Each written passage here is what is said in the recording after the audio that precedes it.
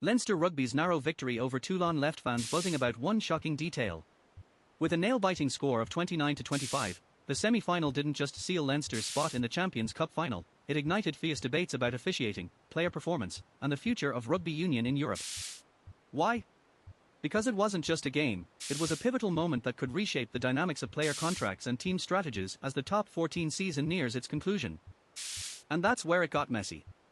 Fans were quick to point fingers at the referee's controversial calls that arguably tilted the game. One moment, in particular, had everyone talking, a late tackle that went unpunished. Social media exploded with clips and memes, dissecting every angle.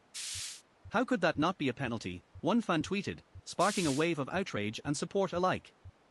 The stakes couldn't be higher for Leinster Rugby. Known for its robust youth development and fierce competitiveness, this victory means they are in the running for yet another Champions Cup trophy, a testament to their legacy in European rugby. But let's not forget about Toulon, a team with its own storied history. They fought hard, and the heartbreak of coming so close to victory means they'll be re-evaluating their play strategy in the lead-up to next season. But that wasn't a real shock.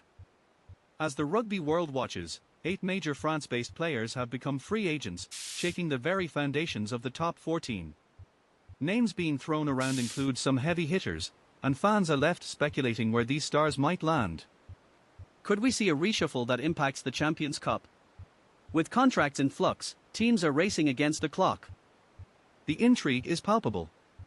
Then there's Joseph Suaalii, who made headlines with his much-anticipated return to Super Rugby with the Warriors.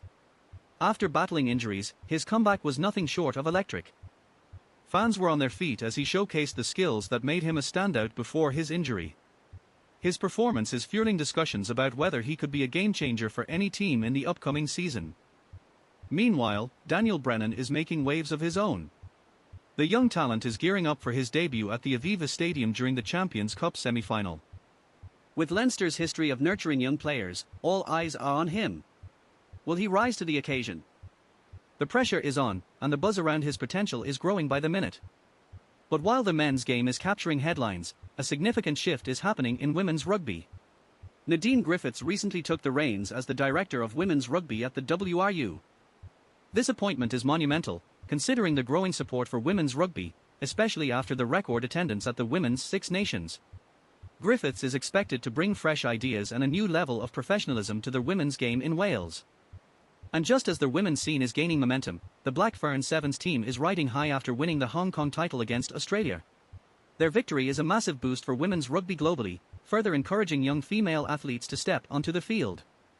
The energy surrounding these developments is electric, and fans are eager to see how this will influence the future of rugby union.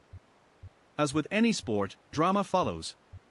Grimsby RUFC's Kyle Skipworth has made headlines for all the wrong reasons, receiving a 10-week suspension for inappropriate comments. The rugby community is divided over the reaction. Some believe it's a necessary step to maintain the sport's integrity, while others argue it's an overreach. This controversy adds another layer to the ongoing discussions around player conduct and accountability. With all these developments, eyes are firmly fixed on Leinster Rugby. Their path to the Champions Cup final is not just about glory, it's a reflection of the evolving landscape of rugby union. The pressure of maintaining their elite status will undoubtedly influence their strategies. The blending of young talent and seasoned players creates a potent mix, and it's clear they are not just aiming for a trophy, they are shaping the future of the sport. So, what does this mean for the Champions Cup?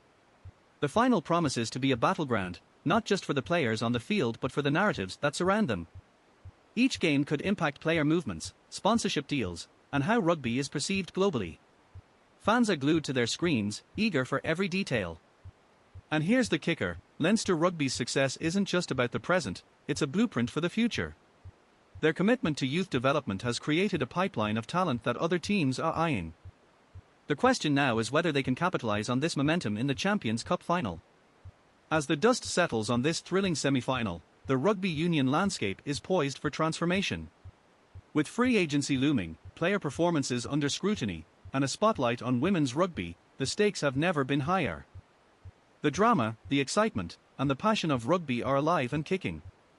If you enjoyed this story, subscribe, new stories every week.